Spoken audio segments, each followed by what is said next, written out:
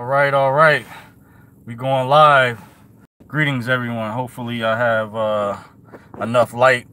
This video is going to be about. I'm late on this. I had to redo the other video about Kanye West. SNL Saturday Night Live comment he made about the welfare state. I wanted to specifically talk about not really so much about the 13th Amendment, but his comment about the welfare state and about Black history. Something I don't really normally comment on, but I'm kind of doing a re-upload because the previous video, the internet connection feed was bad. But this is for also my melanated or Black YouTube subscribers who follow me. I used to have another channel where I talked about these type of issues, but being that this particular channel, I didn't really talk about those types of topics. I'm going to delve into it now since it's kind of become more mainstream and kind of give my way in on the topic and my opinion. I spoke with the elder some time ago. I have a very credible source. I'm connected to both. It's interestingly the Black conscious community and the white Caucasian culture, believe it or not. When I was invited to the Discord app some time ago from the TDA videos, when people had questions last year dealing with that movement, I actually brought this up. There was some groups that basically broke away from the main group, Freedom Repossession, because they wanted to start like a server, if you're familiar with the Discord app, where they wanted to delve into issues dealing with Black culture, because I think there's definitely some cultural differences, but I'm going to try to be as neutral as possible. I'm going to give a disclaimer. This video is not meant to be offensive. It's just giving my way in on what really happened, because some time ago, there's a particular talk show host. I won't say his name, but many of you all can read between the lines of who I'm talking about. He got banned off a lot of platforms, and he had a guest that called in. This was a while ago because I'm a listener of his show. I don't necessarily am able to catch all the episodes, but this white guy, he called in and said, why are not more Black people with the Republican side or share ideology of views on the right? So this commentary is gonna provide some insight into that. Some things what was going on back in the 60s with the welfare state Kanye was referring to, which led to Black fathers being taken out the household. Now, I was listening to a commentary earlier today from this group. They have a YouTube channel where they focus on the entertainment and hip-hop culture, and they get into politics because there's like a connection. But I disagree with some of the things I heard. The welfare state is one of the main reasons why the Black community is in the way that it is. Goes back, to the Civil Rights Act that was signed with Lyndon Baines Johnson. You can look this up. Former vice president under Kennedy. Then he took over after Kennedy was killed, but he was a deep state operative back then. And he said, I'll have to requote. You can look this quote up online. These are his words. He said, I'll have those N-words voting Democrat for the next 200 years. Not my words. Look it up. Facts. True facts. I'm going to give a disclaimer, by the way. Again, this video is for educational, entertainment, informational purposes only. Please understand everyone's individual circumstance or situation may be different. It's up to every individual competent person. Please do his or her own homework, research into the matter being discussed. This information is not to be construed as legal advice. In the event you feel you need to seek a competent professional, it is encouraged that you do so at one's own leisure. Dorsey's Resource is not liable or responsible for any misuse of this information. These are simply my opinions and thoughts on the subject matter. With that being said, all rights are reserved. And once again, this is not meant to be offensive, just giving my way in.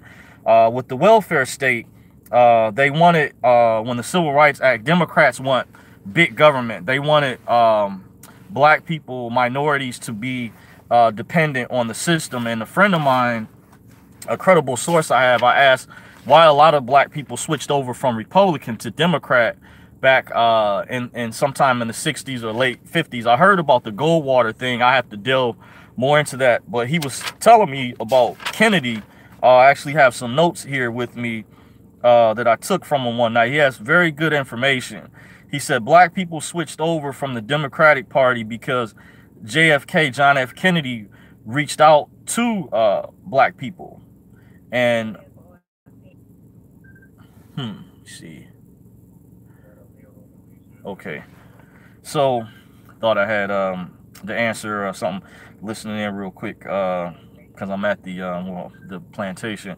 Later on, Kennedy, black people, he was saying, switched over to the Democratic Party because JFK reached out. This is a fact he was telling me. There was a situation that went down with a governor, I think, of Mississippi, and there was a young man. He was like a activist at some college or whatever. He was trying to get free. That was one particular incident in Kennedy. One of the Kennedy brothers, also Kennedy's younger brother, I believe Robert Kennedy, you know, he was killed too. He also, he told me that there was a black woman who was an activist that reached out to Robert Kennedy, I guess, back then, because the blacks were suffering. We were like the Mexicans back then compared to now, what they call the migrants or illegal immigrants. They received cheap labor back then out of black people, those of us who were still impoverished. But at one time, we still had our what they call Black Wall Street. Now, if you're not familiar with Black Wall Street is, that's a symbol or term that's used when we had more black people had businesses during this time period compared to now.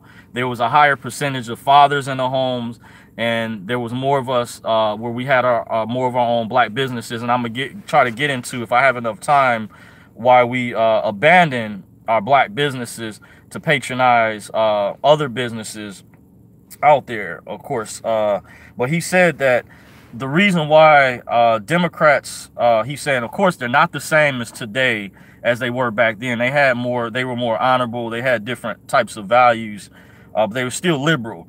Later, they offered social programs. He said the Republicans were, during the time period, they told Kennedy they didn't want the social programs. They felt, I don't know what their plan was, but Kennedy wanted to do something to help the poor, the downtrodden, the black people, those out there who were suffering.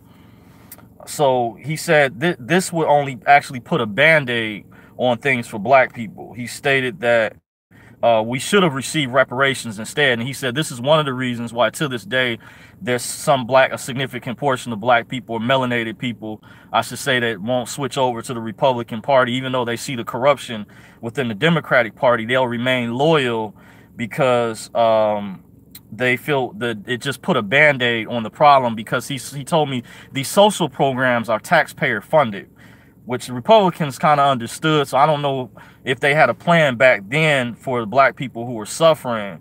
And on a side note, you can look up what Malcolm X said. He said back then, he stated that Democrats were more racist than the Republicans, because understand, the KKK organized the Democratic Party. That's a fact. They started the Democratic Party. It was members of the KKK that started the Democratic Party. You can look up the information on that. So there's things dealing with the control. I did bring some books with me. Hopefully I don't forget to go over, because there's a lot of information to go over. So he stated that they offered these social programs when he stated we should have received reparations. One of the things, you know, I listened to that talk show host Alex Jones, InfoWars, and I really honestly, even though I still listen to him, there's things I disagree with. I felt like we black people, melanated people, do receive reparations because other groups receive them, other races of people. I heard the Chinese railroad workers that were used years ago for slave labor, cheap labor, some of the Japanese from Pearl Harbor, the Jews, of course, received reparations. Native Americans got not just reservations, but casinos, which they're able to profit and benefit off of to this day. You know, we didn't get nothing at all. I mean, not saying that would have changed the circumstance. And I know about some people argue that if you gave reparations to black people today, that black people would just waste it, but they never really repaired the damage. And I do understand this, and that's where I'm bipartisan, or what they call nonpartisan. I'm impartial. In case you're wondering what my political views are, I feel obviously it's not a perfect situation.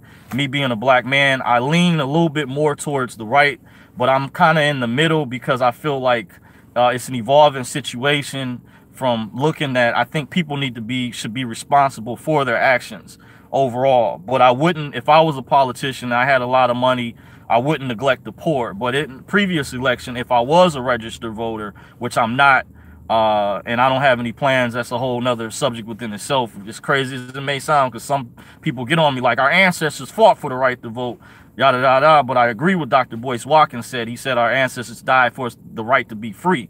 Because if we're all Americans, then that's our right or freedom of choice to vote or not vote, because voting registration is a contract, believe it or not. It is your right, but they've legally turned it into a contract. This is a whole separate discussion. Legally, when they say register, that's a contract, and it's adhesion contracts tied in with other contracts. This is a fact. I've studied this. I have evidence.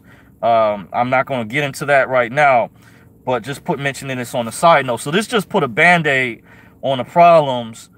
So still dealing with Kanye West, when he made the comment on Saturday Night Live as SNL about the fathers out the home, it did play a significant role, because what ended up happening here, the Rockefeller Foundation and the Ford Foundation funded the women's liberation movement. It started small in the late 60s, or feminist movement, and it started to gain momentum into the early 70s. And this is no attack at all. I'm just mentioning this is just history. The civil rights movement also scared a lot of white people, so they wanted to pacify.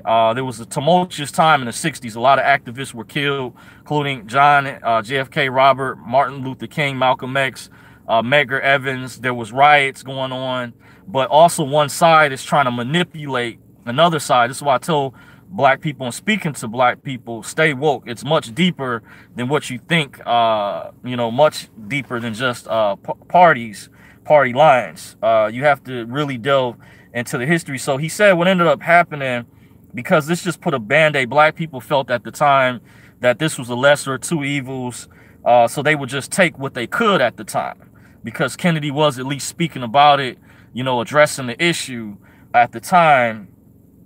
So that was important. But remember, in the long run, the elder was explaining to me that these social programs are designed to run out. This also ties in with the banking system as well. And he stated to me also, one of the biggest frauds out there is how the commodities market is manipulated, the stock market and stuff. It is tied in with the birth certificate stuff. There is a connection. I won't go into all of that. I know some of you guys want to know, but if you are curious, just, you know, comment. You know, let me know what your thoughts are. I won't get into that aspect, but there is a connection. We kind of did delve into that regard. Now, some notes that I took. You also had it was a combination of things that was going on that led to this welfare state. So when the feminist movement was going on, they wanted to steer black women away from the civil rights movement, from black men who were in households together, tight-knit, where you had more mothers and fathers together, and they wanted to split that apart.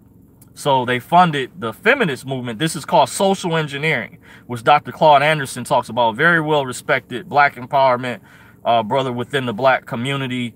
And he gets into some of these things. He articulates himself very well. So he could even add to it. Dr. Boyce Watkins even had him on his show, because I also look at Dr. Boyce Watkins. I check out a plethora of information. I pull information from multiple sources. Like I said, with me, it's an evolving situation, because I'm inquisitive. I want to know the truth. I want to get to the bottom, to the facts. So I look at things microscopically, very in depth, and still, like I say, trying to understand the situation better. So he was explaining to me at the time when they came out, they had this program through the state government. Today is known as the Department of Human Services. Years ago, it was called the Aid to Dependent Children. Now, I know here in Michigan, I remember it was called the Family Independence Agency at one time, and it had various other names. But the elder was telling me, I think one of the original names was Aid to Dependent Children. See, this was funded too. And remember, these programs are designed to run out. Even if it's 30 to 50 years from now, it might not be right away, but it relies on taxpayer funding. And then if you also have politicians in many liberal cities that have been caught stealing the money or dipping into the funds, like trustees and stuff from county executives that or dipping into the funds. Like there was one executive in Detroit that went down. His name, I looked up what party lines he was associated with, and I said, wow. I was having a discussion with a friend of mine, Robert Ficano. He was a Democrat, and I said, mighty funny, a lot of Democratic ran cities, it's not Republicans and it's not Trump that's tearing them down. It's Democrats, but black people want to turn a blind eye away from this and say, shh, they don't want, you know, others waking up, because they're making money off of running these campaigns. Reason I know this, and I'm not just speaking off the mouth, I had a friend who worked Obama's campaign some years ago in Michigan, in Detroit, and I also have a relative who's connected to the political stuff in Cleveland, Ohio.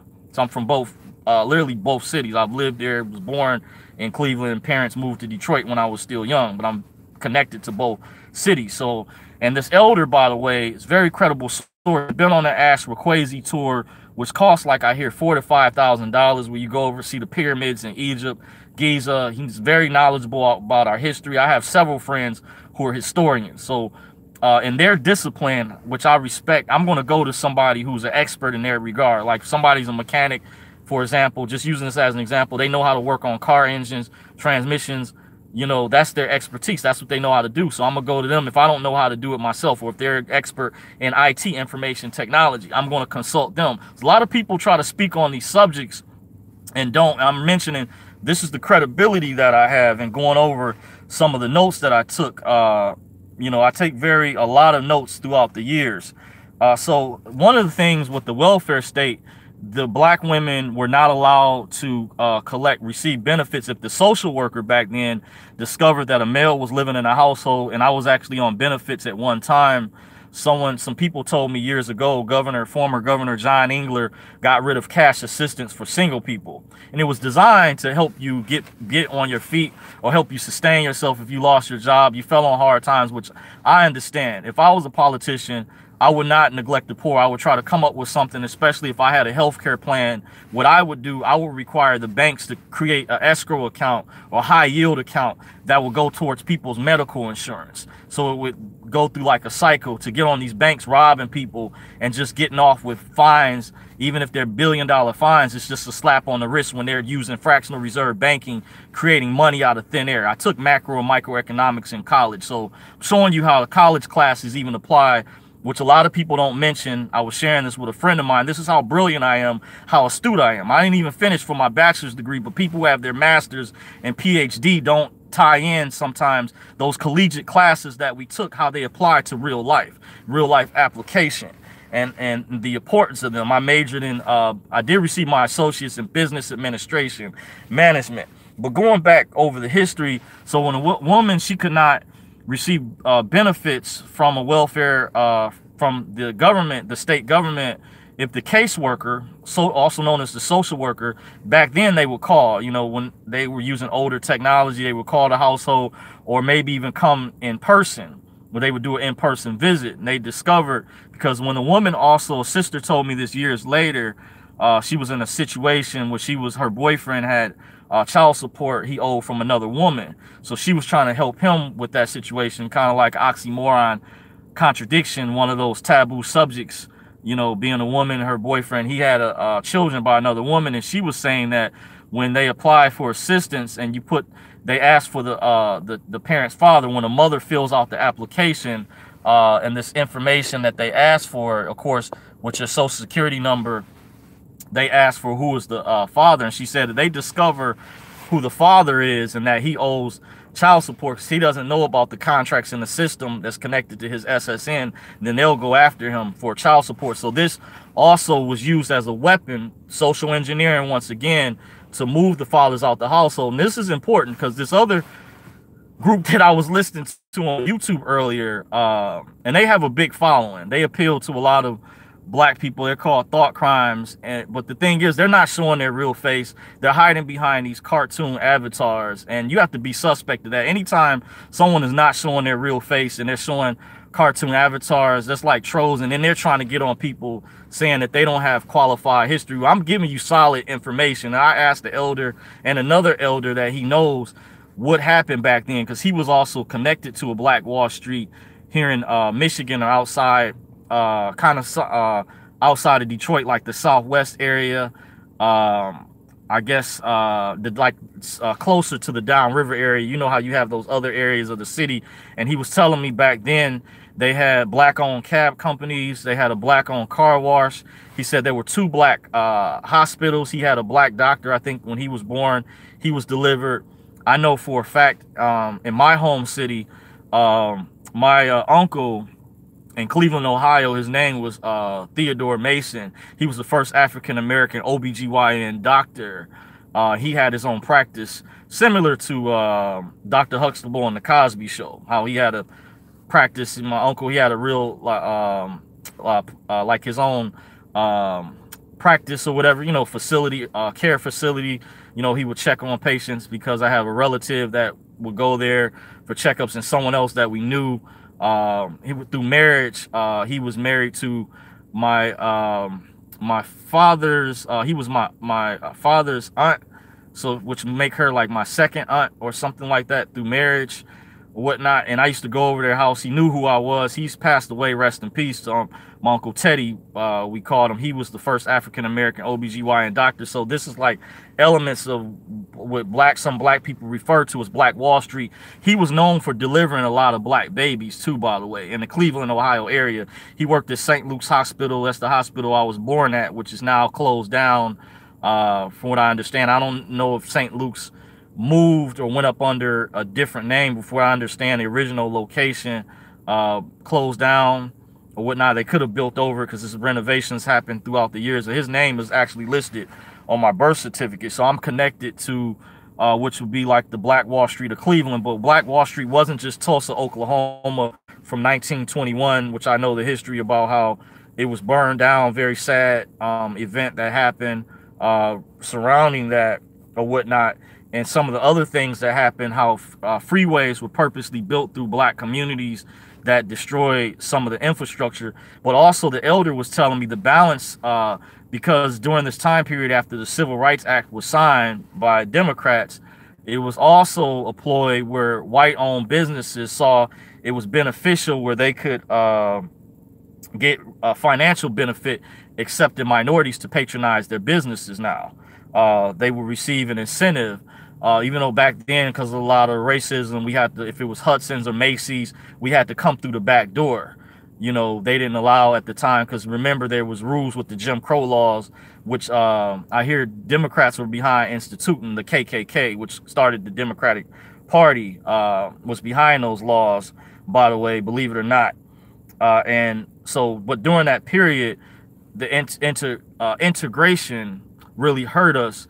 We were more beneficial, segregated, because we were forced to stick together, you know, to patronize, and we had our own businesses. But the elder told me what also started to happen, we started to abandon our black businesses and patronize white businesses. It meant, this is no offense, I'm just going over the real history, real facts, what the elder was sharing with me.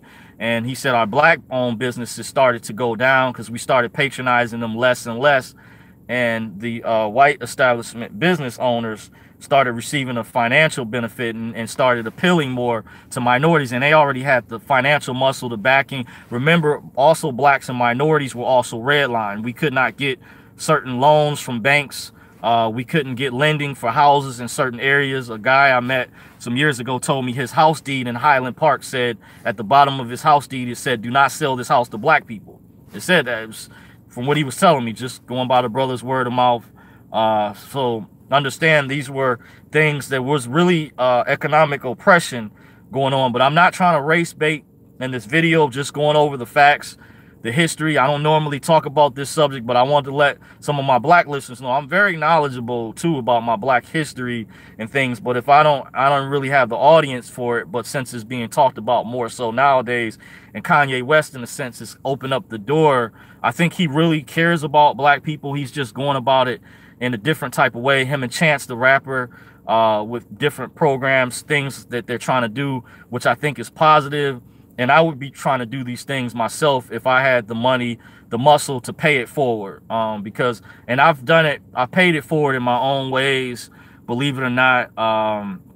There's different ways you can pay it forward, not just financially, but just even being a mentor, tutoring children, lending your time, you know, helping, you know, being a secret, what they call those people that were paying off layaways some years ago. Just, you know, being a positive attribute to your community, your fellow man. That's other ways to pay it forward, to help out. Because I don't know all the ins and outs of nonprofits. Now, mind you, some people receive tax benefits or tax write-offs too. This is not oftentimes not discussed because it's been a debate within the community that some people are not sincere because they already have a lot of money, or they stand to receive a big financial benefit out of it. But me in general, I saw the need to help the poor. And like I said, if I was a politician, I had a lot of money, for example, then I would require the banks when it comes to healthcare, for example. An idea that I had I would have to lobby to try to have some of the laws changed to require the banking institutions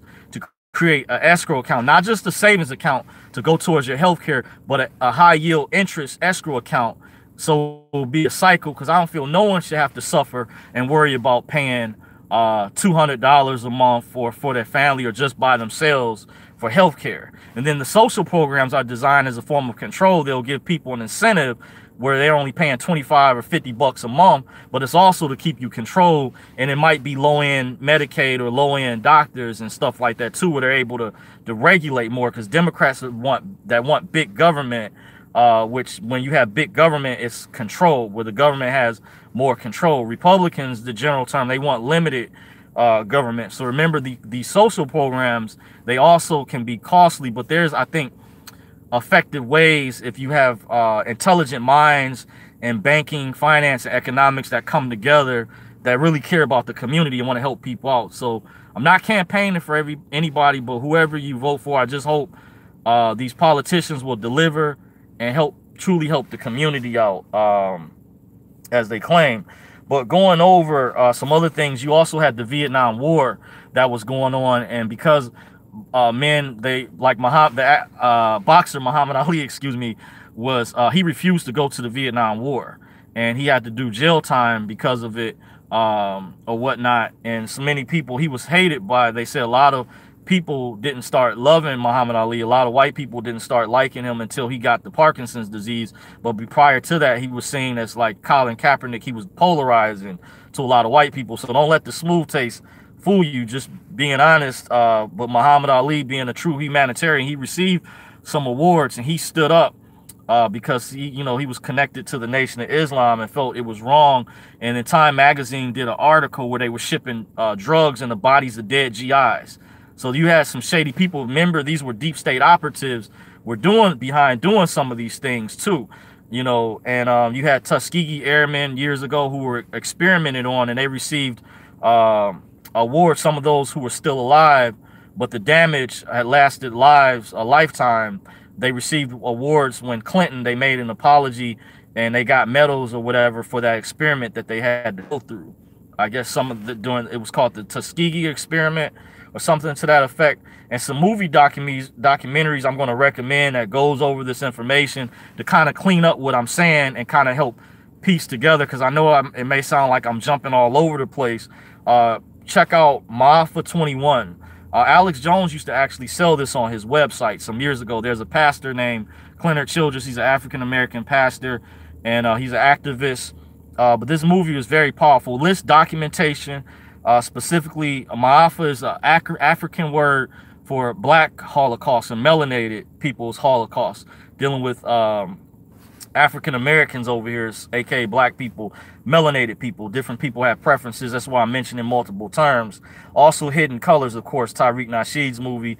Even the one he did on Haiti was very powerful. And then there was a recent documentary a friend of mine sent me. I haven't saw it yet. I just watched the trailer. It's called Melanated Code. I believe Dr. Boyce Watkins helped produce it, or was in that documentary.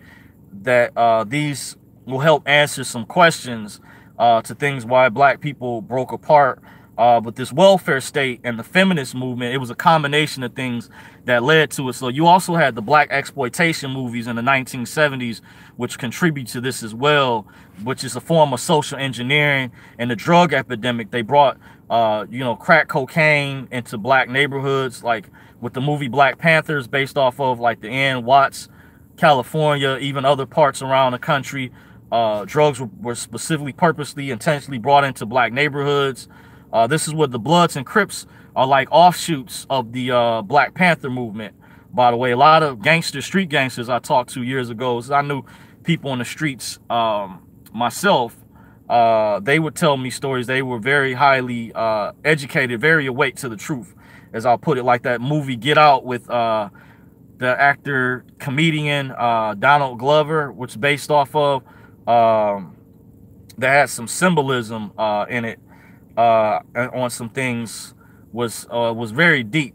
Kind of lost my train of thought on what I was going to tie in with that. Really deep stuff was going on. So you had the Vietnam War, where black men, many of them were killed. They didn't make it back. There was a movie called Dead Presidents some years ago. Check out Dead Presidents if you can. It talked about this and gave an idea what happened after the Vietnam War. Many black men were forced to be drafted, and Martin Luther King spoke against the Vietnam War. And after that, Lyndon Baines Johnson started calling Martin Luther King the nigger preacher. He said that. See, I didn't want to say the term, forgive me. I didn't want to use the term, but he called him the N-word. Because remember, Martin had already won the Nobel Peace Prize. But when Martin Luther King, I saw the video of him where he said, I don't care what preachers or people saw. Martin Luther King woke up to the truth, and similar to Kennedy, gained a sense of himself and started speaking about what was really happening. He started going against the establishment, the cabal people, deep state people, or whatnot, the people that Trump is fighting, believe it or not. That's why they all are ganged up against Trump specifically, but they're heavily controlling the Democratic Party. So Martin Luther King was a Republican, by the way, even though he didn't necessarily, he was taking the lesser of the two evils. I'll just put it at that, because I know about King, you know, being a alpha with the fraternity, or maybe having connections to the communists, etc. This why, but he was trying to do the best for his people. He started the Poor People's Project. So and delving and understanding the situation, you know, I could give King a free pass, and know when I saw the actual footage of him and what he said, that he had woken up, and what Lyndon Johnson did.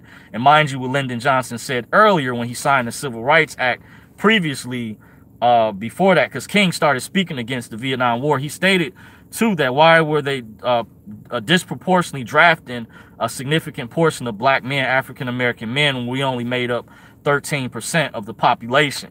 For those out there that criticize Kaepernick. So I understand the fight. I'm not trying to race bait, but I'm just saying, you know, you have these problems where the elder was telling me why a lot of some black people won't switch over to the Republican Party. And I understand where they're coming from. There's some bad history. It's like a taboo subject. It's the elephant in the room. People don't want to talk about it, don't want to delve in it. But we need to have these conversations if you want to start recognizing people and unifying people together as one America. You're going to have problems like this where people are going to rebel. So he was going back saying the damage, because black people, African Americans in this country, never received reparations, and we were supposed to, because the elder also told me back in the 90s that the Pope had made this speech where he apologized to black people for slavery, and stated that former President Bill Clinton was supposed to make a speech, and at the last minute they stopped Clinton from making a speech. So this is like we were this close to getting receiving reparations, and when that stopped the whole thing, whatever, because that was our Holocaust. It's like coming up the anniversary of 400 years with the transatlantic slave trade that they don't want you to know about. That Mr. Farrakhan put out a book years ago that the Jewish community didn't want I recommend African Americans that if they are watching this video, those who are my black subscribers, melanated people, this book is called The Secret Relationship Between Blacks and Jews. Volume 1 is put on by the Nation of Islam's research department. Minister Farrakhan, like I say, to reiterate, the Jewish community, a friend of mine told me about this book. There's a Mason that we know. He recommended that we get this book to understand some of the problems in the black community. He wouldn't go into the details, and I knew the Mason. He was Prince Hall, out of the Prince Hall chapter. He was telling a friend of mine about it, so I said I'm gonna buy it. I just received this copy. I have volume 2, and it talks about the Jews. It goes into their bloodline. You need to learn specifically how to read last names. One of the things my friends who's a historian knows how to do, because at some of these marches with Black Lives Matters being funded by George Soros, he's a Hungarian Jew. There's other Jews. They played a role where they started they were even connected to the KKK. It was talked about in volume 2 of this book. Some of the chapters that I read, like some of the last names, and I'm talking about Caucasian Jews. Mainly you have Khazarian and Ashkenazi Jew. They converted to Judaism. That's the key. And there was what I was told, and I looked up some of the history some years ago. There was members of the Ashkenazi or Caucasian Jewish community went to Ethiopia and wanted to know why they had some of the same teachings of Judaism that they had and spoke Yiddish. It's because it came from them originally. Years ago, they had missionaries. They migrated as indigenous people up north to parts of Russia, which is above Africa. And those people during the time period, just to sum it up, converted over to Judaism, but they're not the original Jews. However, in my side of the family, I do have one of my relatives. I'm not sure if he would be considered Ashkenazi or Khazarian. On my father's side, he was French Jew. My mother told me, so I'm, you know, mixed. He was my my great grandfather, my father's mother's father. Basically, he was one of the 5 founding bishops of the Church of God in Christ, Pentecostal denomination. And even in other religions too, they use some African Americans who are mixed. This is how they infiltrate. I also found out during slavery times, the first black nationalist organization was the Hebrew Israelites, and they were used to spy on black people and report intel back. So a lot of black people, some that try to accuse certain individuals of being agents, you need to really pay attention to the connection, the secret relationship between blacks and Jews. There was even a guy that used to work for this company I worked for. I won't say the name, but down the road, I may go into releasing the names. But he was the one that snitched on me and told them I was doing my YouTube videos. Basically, the company just told me because the uniform or whatever is copywritten, I could still do uniform videos, but I needed to cover up the patch. So I'm at the plantation now. I do have on my uniform, my other jacket, you know, whatnot. But he was with this white guy that I work with that I didn't know, and the black dude was also connected to this Mason. And in one of these books, I guess, I was reading some notes before I bought this book and found out there's a connection even with the Prince Hall Freemasons and a secret relationship between blacks and Jews. This is how they're able to infiltrate. So anytime you see, for black people out there, you see, be careful when you do see people who are together as couples or mixed with other races, interracial couples. Sometimes that black person you see, if this is a black woman and she's with the white guy, that white guy may be Jewish, but the problem, a lot of black people can't tell the difference because they don't study the bloodlines, they don't research the names, because during slavery times, a lot of these last names or surnames were the names of the plantation owners who own the plantation you belong to. Yahoo actually put out an article some years ago about this, the Anderson family. Peace to the God Supreme. I see you, Islam. Shalom Hotep. Peace to the God to you, brother. Thank you for joining the chat. But some of the the article Yahoo put out that this brother, he had escaped the plantation he was at, but they said the colonial or military general that owned the plantation, his name was Anderson. So his slave, his indentured servant, was forced to take on the name Anderson. And a friend of mine was breaking down, when you understand the etymology behind the names, I'm going over some high-powered information for black people, minorities, very important, powerful information. It's important to understand etymology and get into the bloodlines. Anytime you see S-O-N after a name like Robinson, it means son of Robin, or Jackson means son of Jack, son of Jack. He was telling me there's a Jewish connection, so it's deep. Because like with my name Dorsey, for example, that's a name of an Irish family. There's different variations of there's Darcy, there's a relationship even with the variations of how it's spelled. A friend of mine that goes into the etymology of the names was explaining this to me. I didn't know about this, but I cross-reference research with other people, and it's important to know this. This is how they infiltrate the black community. If you see sometimes black guys who are married to white women, those white women, sometimes they're Jewish, or you see people at these Antifa protests and they're encouraging, or they infiltrated or coerced black people or minorities to join them. Watch the Vice episode where some of the members in the Vice episode, it were all white. They admitted that they were Jewish because they don't get along with other ethnic groups of white people that are Italian, Scottish, or Welsh, or German. And then within those different ethnic groups, you have Jewish versions too. Like Ashkenazi is like German Jew, Khazarian is like Russian Jew, just a broad example. But the Zionists, you have different mafia groups within each ethnic group, and the Zionists are like the mafia. They enslave their own Jews and own Caucasian Jews, I'm referring to, within their own community. So very powerful, high-powered information. Hold on for a second, I'm gonna be back.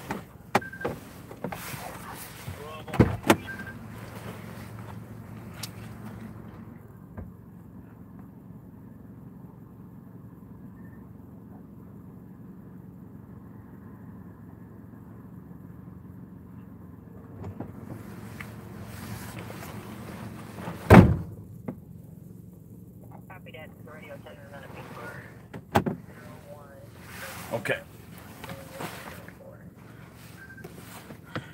All right, thanks for waiting, guys. So I'm back. Appreciate you guys, Camilla Barnes, those of you all who were just in the chat who gave me a shout out. Big shout out to you all. Thank you guys for joining me. I just want to acknowledge you on a side note. I know I was going real deep right there. See, I had a lot of information, you know, delving into just with the one comment. As far as the 13th Amendment thing, on a side note, a friend of mine's wife I was speaking to, she said what Kanye should have done is specifically said there's a clause within the 13th Amendment that he was referring to specifically or whatnot that was specific. So a lot of people got triggered because they don't get the look at things in depth. But going over this book, I highly recommend. There's a part 2. There's even a volume 3. But this shows the Jewish families that own slave ships that were involved in the transatlantic slave trade. So it's not a coincidence why they're in control of the banking system. Even why they talk about Trump should have a diverse White House, for example. But I question, why don't they have a diverse Federal Reserve System or diverse U.S. Treasury, for example? When you look at the names of the people that they hired for the U.S. Treasury in the past, like Ben Bernanke, Janet Yellen, those are Jewish names. For example, Alan Greenspan.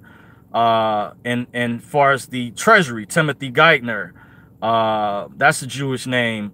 Jacob Lew, previous Secretary of Treasury. Now Mnuchin, the current one, I don't know what his genealogy is, but generally when they have brunette colored hair, black people be aware if they go to some of these protests through Antifa, they've infiltrated. George Soros, he's Hungarian Jew. Mark Zuckerberg, who owns Facebook, who started it, he's maybe Ashkenazi Jew, because that's like has the German kind of hair. He might be Ashkenazi or Khazarian. Then you have Adam Silver, the commissioner of the NBA. It's not a coincidence. The previous commissioner of the NBA, David Stern, that's definitely a Jewish name.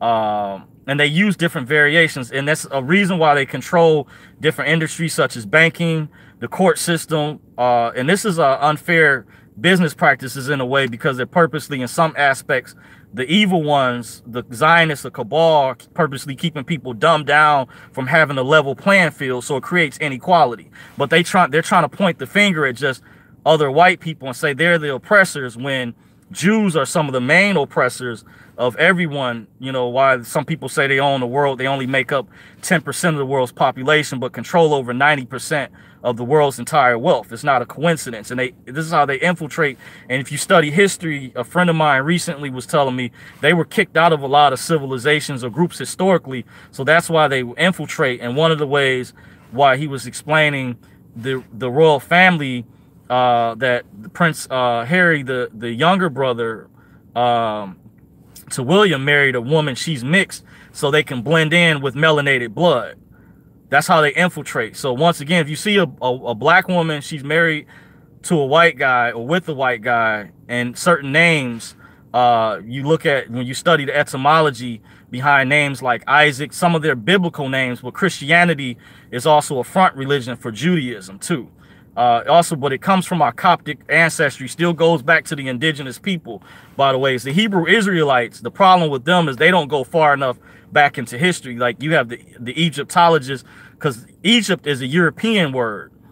It's really Kemet. It's the indigenous term.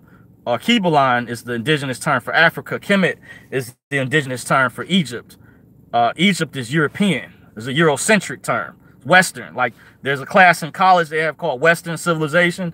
So it's the reason nobody pays attention to this stuff. And I said Caucasian Jews. I was mainly referring to Caucasian Jews. They converted, they converted to Judaism. You know, a lot of these religions come from us. Indigenous people migrated throughout the planet. They even mentioned in one of the Olympics years ago in Australia, sometime, the indigenous woman, Aboriginal is a term for like original man. And I did give a disclaimer. This video I did say is not meant to be offensive, but I'm just going over facts and real history. So they can't label me anti-Semitic. This is not anti-Semitic, because Semitic means to be mixed, to be part of. Like you have semi-truck. It's part of something, part of. So I'm mixed. This is melanated blood. I'm the original man, Aboriginal.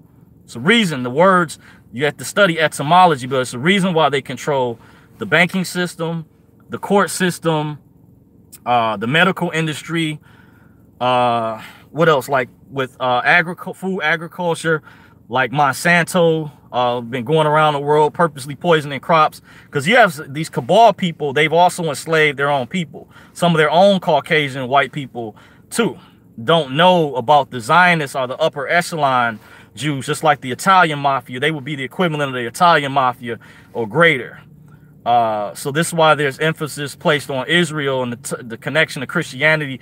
But Christianity comes from our original Kemetic, Coptic religion, and based off of symbolisms and stuff. You know, by no means am I expert to go over dealing with Heru, Isis.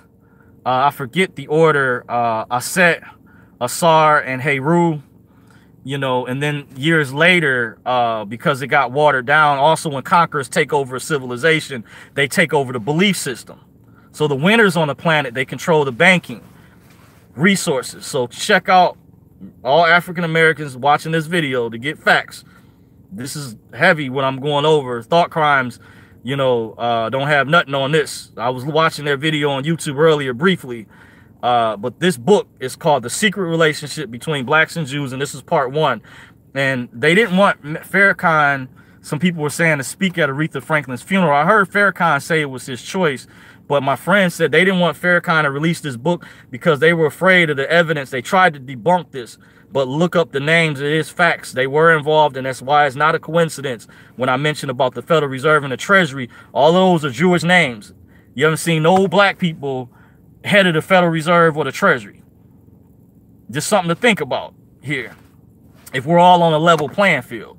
And they talk about Trump should have a diverse White House. Because remember, my friend was telling me they don't want black people, other groups, minorities to know that they don't get along with other white people. And it's important to distinguish some of the Jews. That's why they change their names around and try to blend in, to hide and infiltrate who they were. But it's a battle of different ethnic groups against one another for world domination, world power as well. So I do recognize that, but unfortunately black people have been like on the lowest of the totem pole, because unfortunately a lot of our people don't stick together. But we were also marginalized. We were domesticated.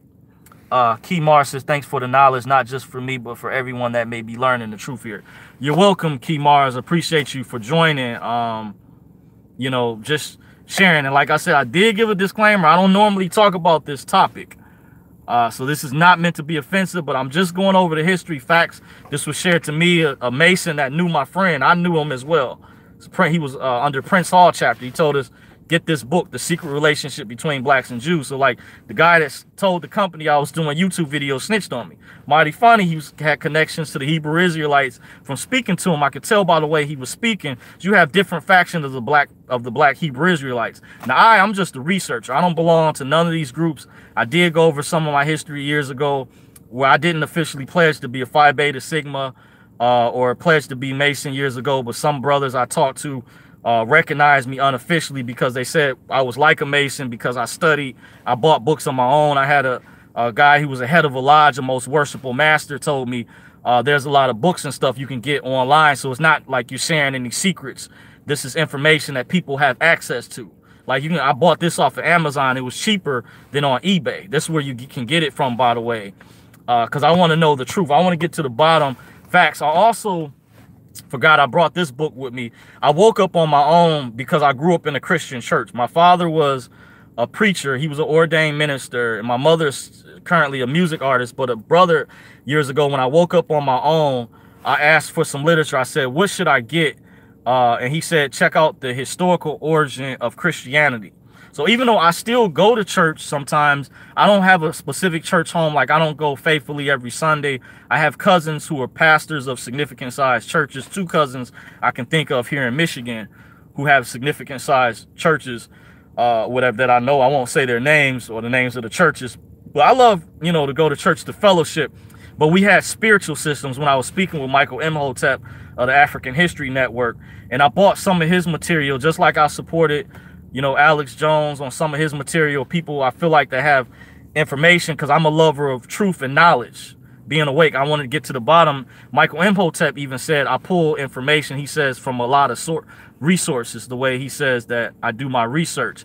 But an elder years ago recommended that I get this book. This is what Walter Williams looked like when he was younger. He's older now.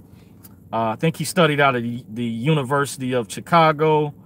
But this is a very excellent book that goes over. It's other books that I have, like this Anthony T. Browder's book, Nile Valley Contributions to Civilization.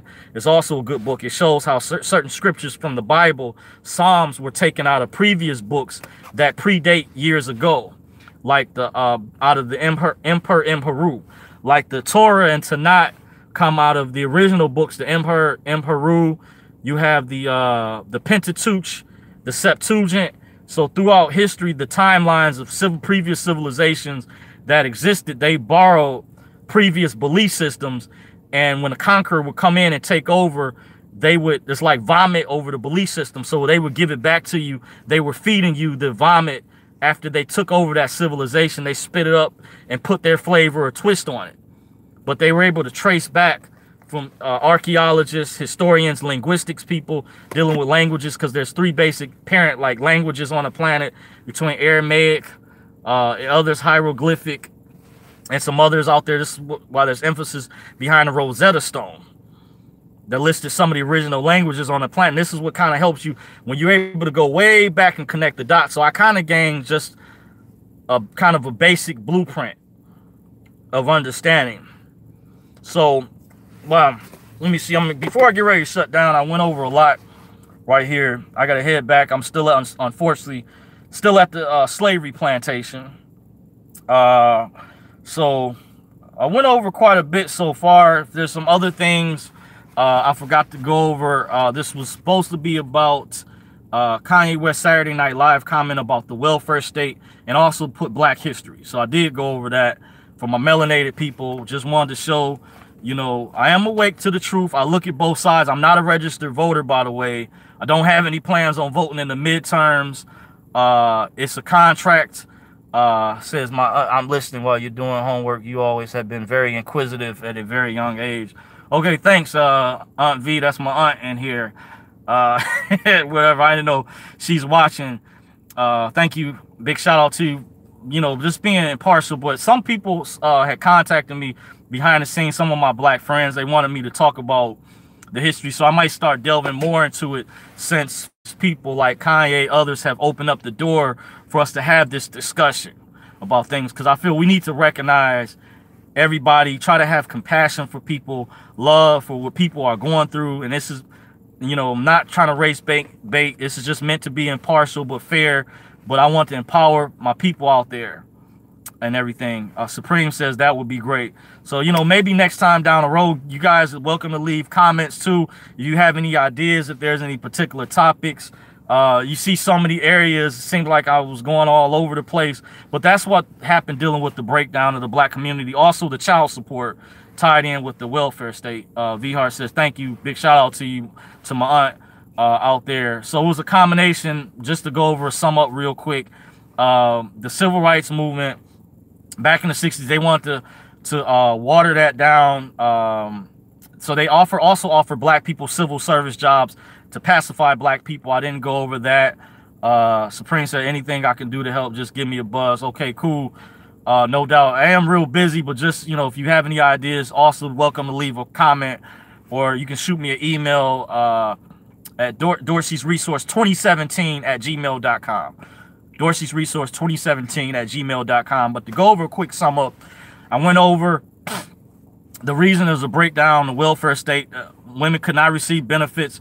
If a male was living in a household, years later, they offered Black people civil service jobs to calm them down from the riots and the marches in the 60s, because this was empowering to some people, but they felt like disruption, so they needed to do something to recognize, kind of similar to some things that are going on today with injustices and things that do happen. And I do acknowledge, I do see what goes on, you know, to be fair out there. But it was a combination of things. It wasn't just one particular thing that led to the fathers, why there's not as many fathers in the household, why there's been a breakdown of the Black community, why there is. I understand why certain Black people won't switch over or back over to Republican. I totally get that.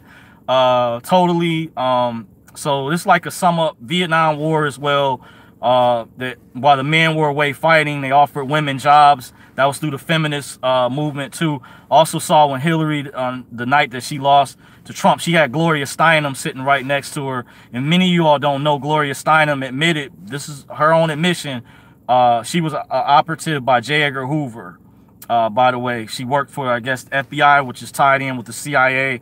J. Edgar Hoover didn't like Martin Luther King and John F. Kennedy. That was a fact. A lot of the older generation told me that years later, but I do have books. A friend of mine gave me a book about the spying that he did on different activists and different people, and some of that is going on today as they're trying to label with the so-called sovereign citizen movement with black identity extremists, etc. But this video is not meant to be anti-government, but just to give educational history facts out there by request.